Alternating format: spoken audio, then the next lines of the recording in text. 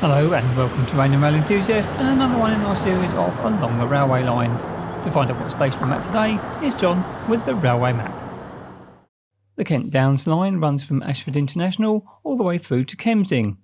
But I shall not be visiting Kemsing as I visited that on my top 10 least used stations in Kent series. A link is in the description below.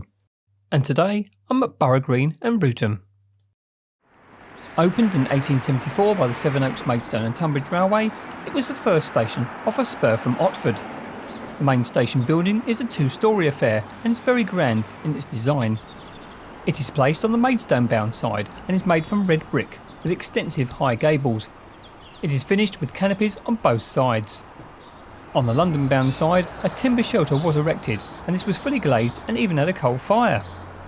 Goods facilities included a single-track goods shed placed on the western side of the Maidstone-bound running line, and after doubling of the line in 1882, this increased to 3 more west-facing lines. There was also a single line to serve a quarry. This supplied Kent ragstone to the rest of the country. A signal box was located at the west of the London-bound platform to serve the station and these sidings. There was also a railway hotel which opened across the road in 1880. And this was the last major change until the late 1930s when electrification came to part of the line.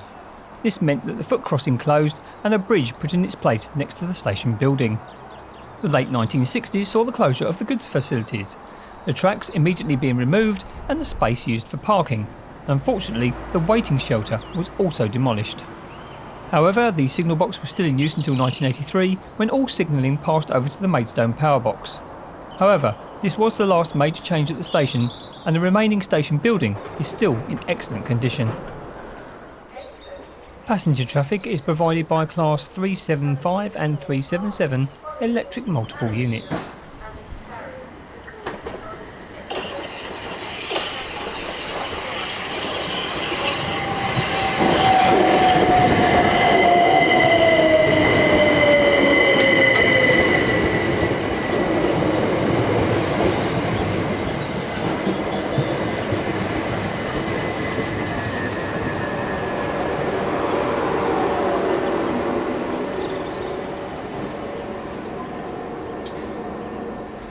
We'll start off the tour outside of the station with its extensive car park. And there is even a working telephone kiosk. Beside the station building you will find some bike racks, as well as an electronic ticketing machine. And near the platform entrance you will find this platform information board. Going into the booking hall you will find it very well looked after. There are plenty of posters as well as another platform information board.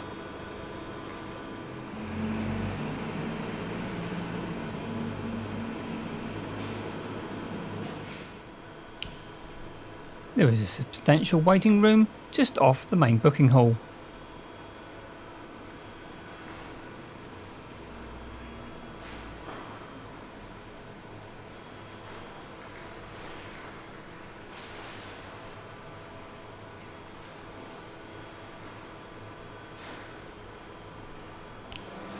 Other features of note here are an original fireplace,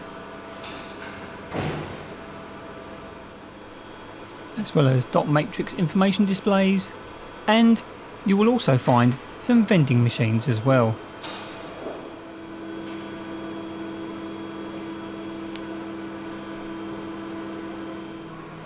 It is nice to see an extensive community board which seems to be very well used.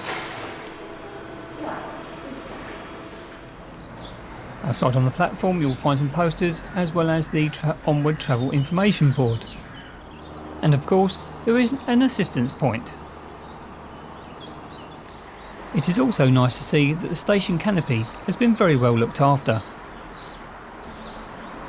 And as you can see there are relatively new dot matrix displays. It is nice to see that the station has a group of volunteer gardeners.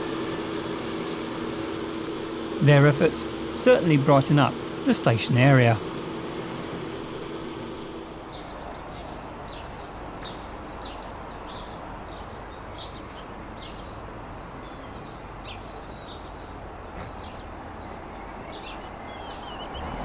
There are two ways over to platform 1. You can either use the station footbridge, or there is an entrance down from the road bridge.